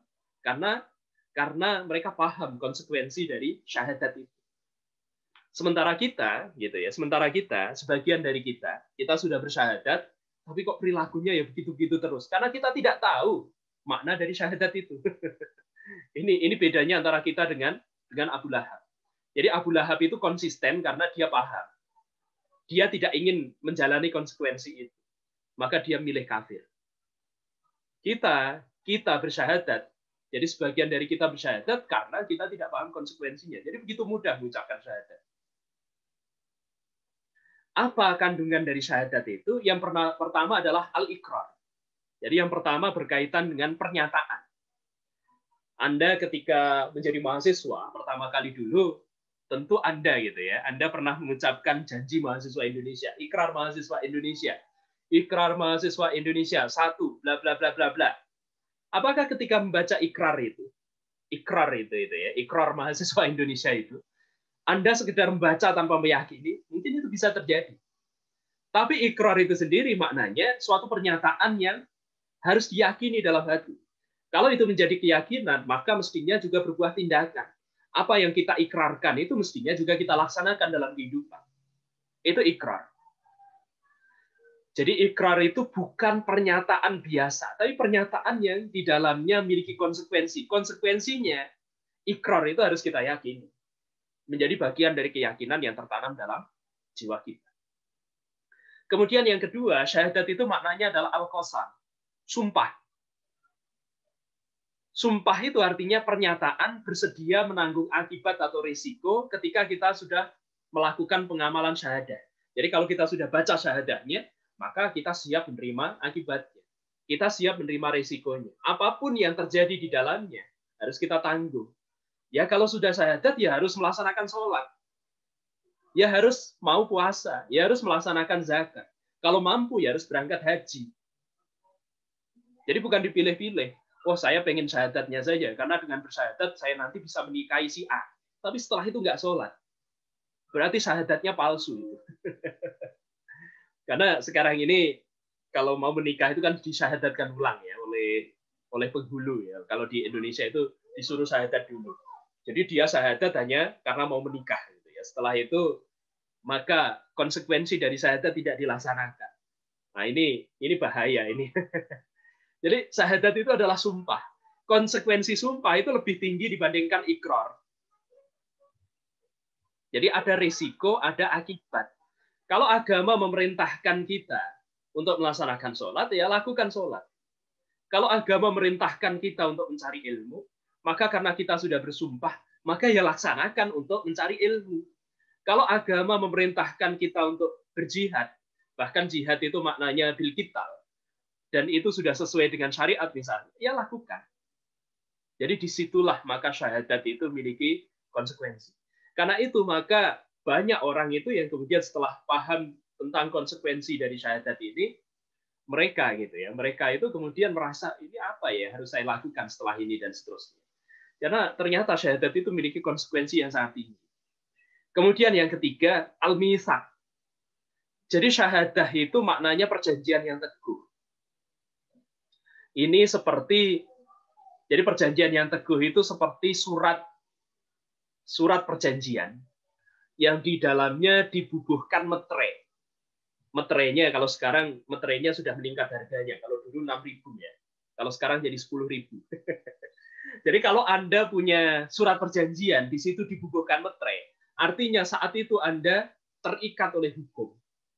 Kalau Anda wan prestasi, Anda tidak melaksanakan gitu ya, apa yang tertera dalam surat perjanjian itu Anda bisa dibawa ke muka hukum. Anda nanti kalau terbukti itu bisa berada di balik jeruji besi gitu ya, atau bahkan Anda membayar sanksi tertentu, bayar dana tertentu. Karena perjanjian yang kita lakukan itu adalah perjanjian yang bermeterai.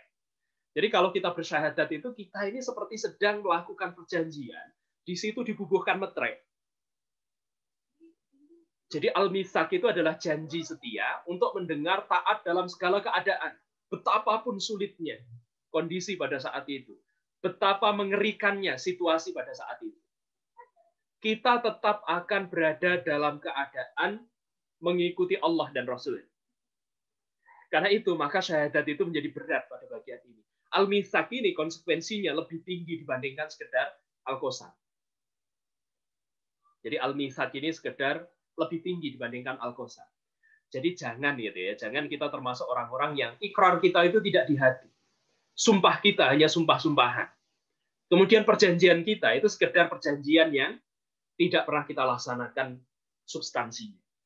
Jadi ini kandungan syahadah. Karena itu ketika kita sudah paham tentang syahadah dan maknanya, maka mestinya kita menjalani kehidupan beragama itu lebih baik.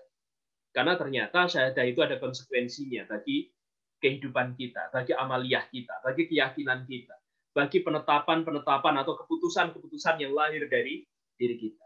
Ini kandungan dari kata syahadah. Nah, berikutnya kita akan bicarakan tentang konsep tauhid yang tadi kita katakan menjadi substansi atau esensi dari Islam itu sendiri. Jadi tauhid itu akan memberikan, tidak terasa ya waktunya. Oke, saya percepat saja. Jadi tauhid sebagai identitas. Tauhid itu akan memberikan identitas peradaban Islam yang mengikat semua unsur penyusunnya bersama-sama. Dengan demikian, membuat mereka menjadi satu kesatuan tubuh organik yang disebut sebagai peradaban. Jadi bisa kita lihat gitu ya, jejak tauhid itu ternyata ada dalam berbagai aspek kehidupan kita dalam menjalani agama. Jadi misalnya gitu ya, umat Islam itu umat yang banyak, tetapi dia dipersatukan menjadi satu. Jadi ada konsep tauhidul ummah. Jadi mempersatukan umat itu menjadi satu. Apa yang kemudian menyatukan umat itu? Yang menyatukan umat itu adalah keimanan yang ada pada dada mereka. Karena adanya iman ini, maka melahirkan ukhuwah imaniyah atau ukhuwah islamiyah. Jadi tauhid itu memberi landasan terhadap segala sesuatu. Segala sesuatu yang ada itu tercipta dari Allah. Maka dia akan kembali kepada Allah. Jadi satu-satunya sasaran, satu-satunya arah, satu-satunya tujuan itu adalah Allah. Apapun konsepnya, dalam konsep Islam itu semuanya akan mengarah pada Allah. Tauhid sebagai prinsip paling dasar itu mencakup dan menentukan semua prinsip lainnya. Mereka menemukan di dalamnya mata air, sumber paling awal yang menentukan semua fenomena peradaban Islam. Mata air itu adalah tauhid. Mata air itu berada dalam syariah. Karena syariah itu sendiri maknanya adalah mata air. Tauhid adalah sebuah pandangan umum tentang realitas, kebenaran, dunia, ruang, dan waktu sejarah manusia. Maka dalam hal ini umat Islam harus selalu dipandu dengan cara berpikir yang Islami. Bagaimana dia melihat realitas dengan menggunakan konsep-konsep dasar Islam. Inilah yang disebut sebagai Islamic worldview. Jadi bagaimana worldview Islam itu kemudian mempengaruhi seseorang untuk melihat realitas yang terjadi di sekitarnya. Baik realitas yang nampak maupun realitas yang tidak nampak. Realitas yang maujud maupun realitas yang berada di sebalik sesuatu yang maujud. Termasuk realitas yang hakikoh, yaitu realitas yang berkaitan dengan keberadaan Allah. Jadi berkaitan dengan wujud Allah. Ini tauhid sebagai sebuah identitas. Kemudian tauhid sebagai esensi peradaban. Sebagai esensi peradaban Islam, tauhid setidaknya memiliki dua aspek atau dimensi yang berkaitan dengan metodologi dan isinya. Jadi metodologi itu berkaitan dengan cara, isi itu berkaitan dengan pendekatan. Kalau kita bicarakan tentang dimensi metodologisnya, maka dimensi metodologis tauhid itu mencakup 3 prinsip utama. Yang pertama berkaitan dengan kesatuan, yang kedua berkaitan dengan rasionalisme, yang ketiga berkaitan dengan toleransi. Pertama kita akan bicarakan tentang kesatuan. Jadi tauhid itu sendiri bermakna kesatuan. Tidak ada peradaban itu yang tidak memiliki kesatuan. Kecuali unsur-unsur yang membentuk peradaban itu saling bersatu, terjalin, diselaraskan satu sama lain. Maka baru peradaban itu akan terbentuk. Sebuah prinsip akan mempersatukan berbagai elemen. Prinsipnya adalah tauhid. Dia menyatukan berbagai elemen yang ada dalam Islam. Memahaminya dalam satu kerangka kerja. Prinsip semacam ini akan mengubah campuran hubungan unsur-unsur satu sama lain menjadi struktur yang tertib. Nah, ini nanti Anda perlu belajar tentang sistem. Yang dimaksud dengan sistem itu apa? Sistem itu kan membicarakan berbagai organ yang ada. Organ itu kemudian disatukan menjadi satu karena aturan, karena ikatan, atau karena sesuatu yang lain. Nah, sistem itu akan mengatur agar organ-organ itu bisa berjalan secara berdampingan dengan berbagai hal yang lain. Maka ini disebut sebagai sistem. Nah, tauhid itu sendiri menyediakan sistem bagi berbagai organ yang ada dalam konsep Islam. Agar bisa diselaraskan, agar bisa bersatu, agar bisa terjalin ikatan yang sempurna.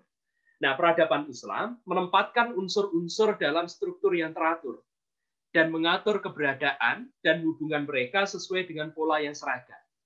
Unsur-unsur itu bisa berasal dari unsur yang asli atau yang asing. Tapi ketika menerima unsur yang asing bukan berarti langsung diadopsi begitu saja atau langsung diambil begitu saja, tidak. Tapi biasanya suatu peradaban itu akan mencerna unsur-unsur asing itu, kemudian menyusunnya kembali agar kembali pada bentuk dan relasinya, sehingga bisa diintegrasikan ke dalam satu sistem itu sendiri, yaitu sistem yang berupa Islam. Jadi kalau Islam itu mendapatkan unsur asing, itu diolah terlebih dahulu, sesuai dengan Islamic worldview. Baru setelah itu diselaraskan dengan berbagai unsur yang sudah ada sebelumnya. Peradaban manapun, jika hanya menambahkan unsur asing, tanpa formulasi ulang, maka dia akan merusak peradabannya sendiri. Jadi umat Islam di Indonesia ini, kalau dia hanya menerima unsur dari Barat diambil begitu saja, free sex-nya diambil, Simon Leven-nya diambil, kebebasan mereka dalam berpendapat yang tidak terkontrol itu juga diambil, kemudian gaya hidupnya diambil, maka peradaban kita akan rusak. Peradaban ketimuran kita, peradaban Islam kita akan rusak.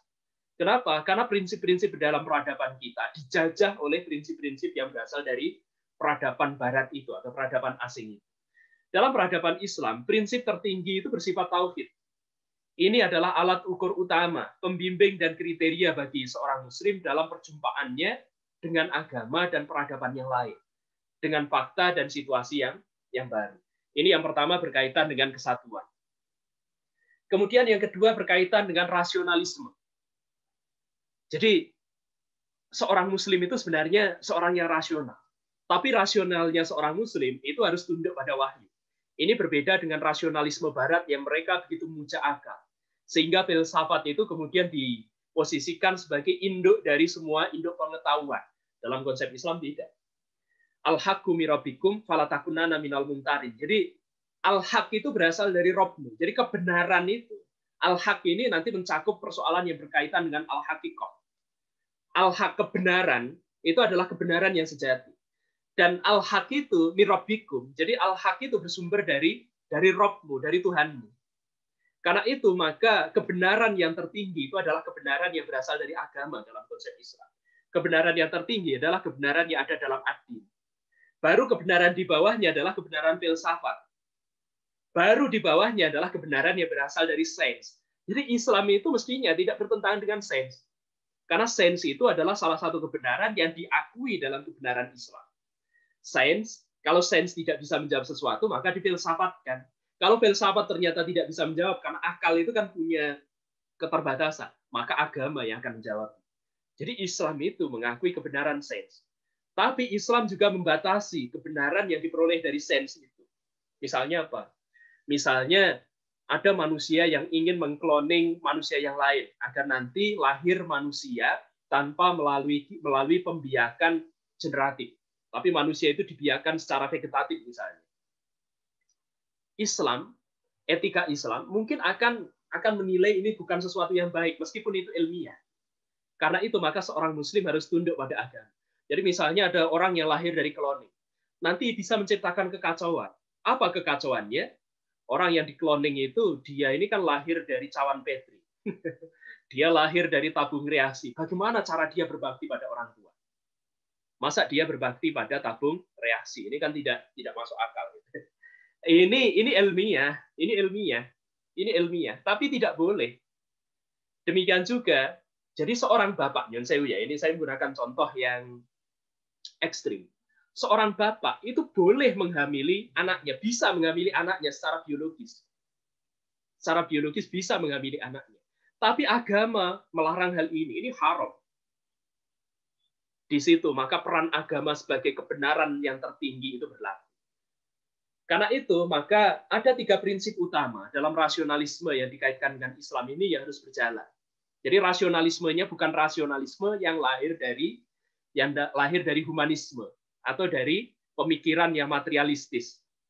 Tapi ini adalah rasionalisme yang lahir dari konsep wahyu.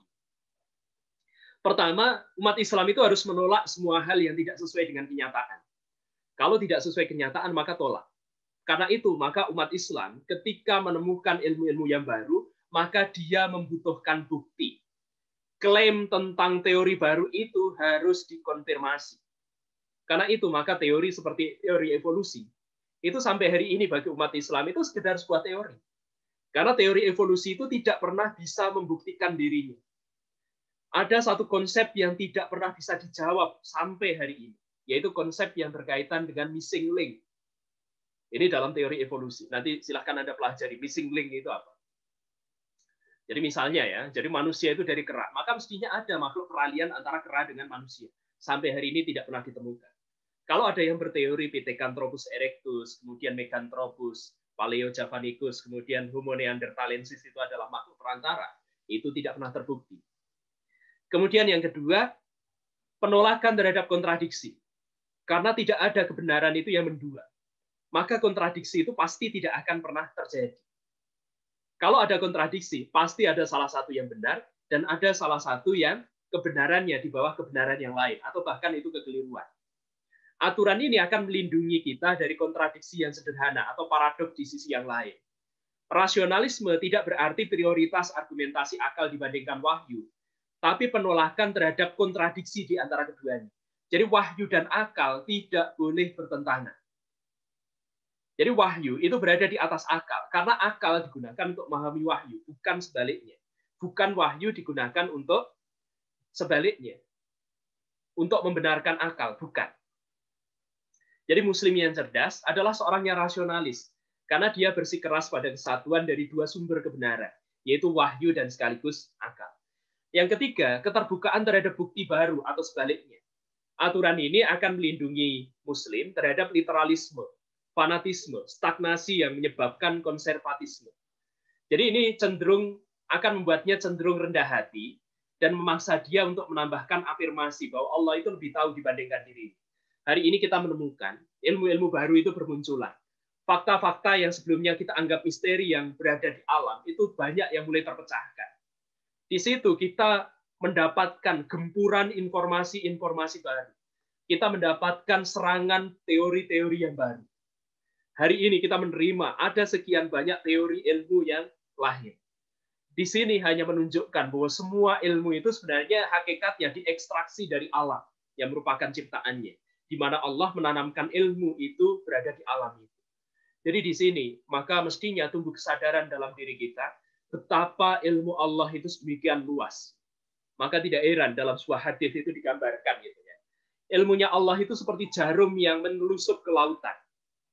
Air yang menempel di jarum itulah ilmu Allah yang ditanamkan di alam. Sementara ilmu Allah yang lain itu begitu luasnya seperti samudra.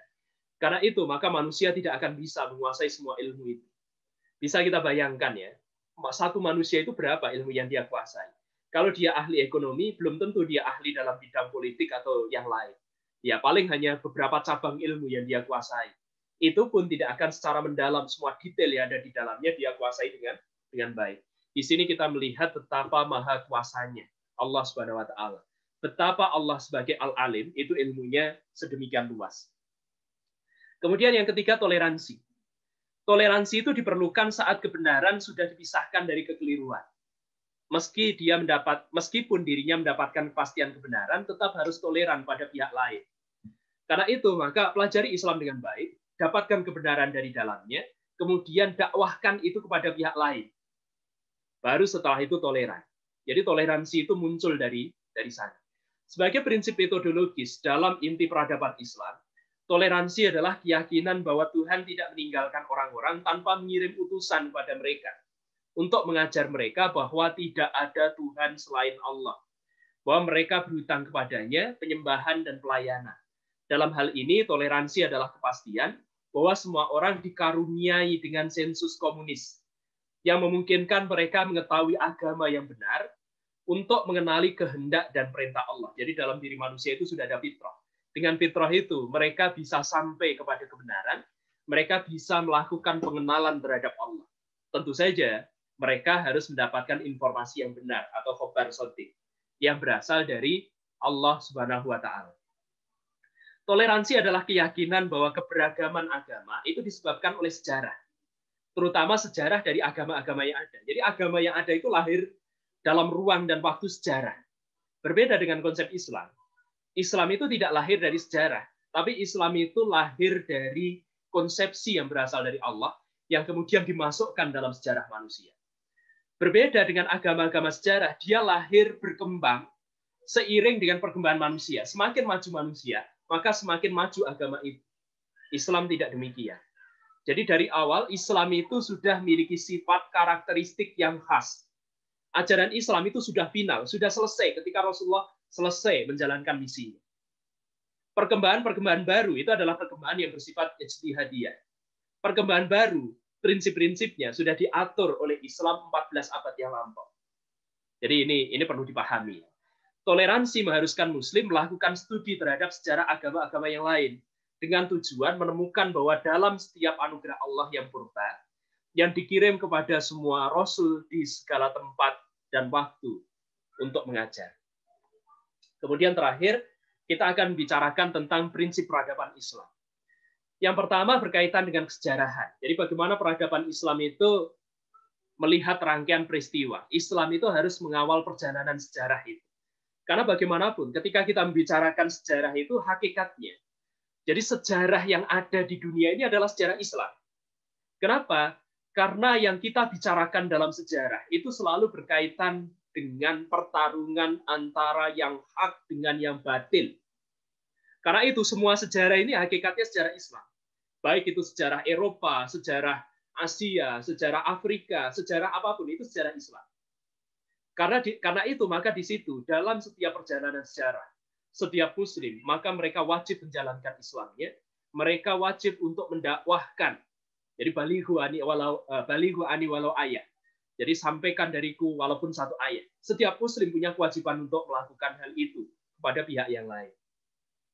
Jadi sejarah yang ada itu sejarah Islam. Jadi bukan sejarah yang lain, termasuk sejarah Indonesia. Maka mestinya harus kita pandang dengan menggunakan Islamic worldview atau cara pandang dunia dari konsep Islam. Kemudian yang kedua, keilmuan. Peradaban Islam itu adalah peradaban yang dibangun berdasarkan konsep ilmu yang jelas atau holistik. Kemudian yang ketiga, metafisika. Peradaban Islam itu tidak lepas dari konsep metafisis. Jadi yang dibicarakan bukan hanya hal-hal yang bersifat fisik, tetapi juga berkaitan dengan makna yang bisa diperoleh di sebalik sesuatu yang bersifat fisik. Jadi di balik realitas yang fisik, itu ada realitas metafisika. Di balik sesuatu yang bersifat al-waqi' atau realitas yang bersifat fenomenologis, itu ada realitas yang bersifat al-haqiqah. Jadi realitas yang bersifat hakikat.